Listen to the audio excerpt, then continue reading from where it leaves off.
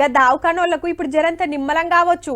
పెద్ద సార్ని చూస్తానికి తక్కువ మంది వచ్చిరా. మరి లీడర్లు, కార్యకర్తలు, అభిమానులు లైన్లు కట్టే వరకు జాతర జాతర నడిచినట్టే అయింది. కానీ లోపట వందల మంది పేషెంట్లు ఉండిరి. అంబులెన్సులు తిరగాలనాయే, ఎంత తిప్పలుంటది. ఆఖరికి కేసీఆర్ సారే దండం పెట్టి చెప్పే, నన్ను చూస్తానికి ఎవ్వరు రాకుర్రి, మంచిగైనాక అందరం కలుసుకుందామని. పానం జరంతా హుషారైనాక ఇయాల ఇంటికొచ్చిండు.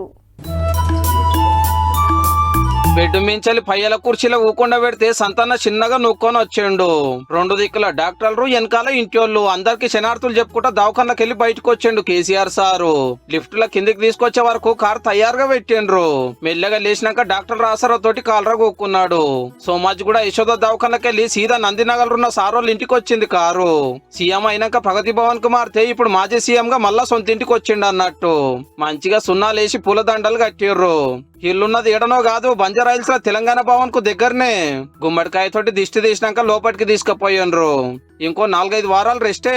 20 బొక్కకు ఆపరేషన్ చేసిరు కాబట్టి పొద్దుగాల పొద్దుముక డాక్టర్లు వచ్చి ఫిజియోథెరపీ చేసి స్టాండ్ పట్టుకుని నడిపిస్తారట.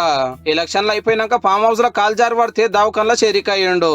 సీఎం సారు, మంత్రులు, పక్క రాష్ట్రాల లీడర్లు, యాక్టర్లు మస్తు మంది వచ్చి చూసిపోయిండ్రు. 6 రోజుల తర్వాత ఇంటికి వచ్చిండు అన్నట్టు. పెద్దసారి దబ్బున కోలుకోవాలని అందరం కోరుకుందాం.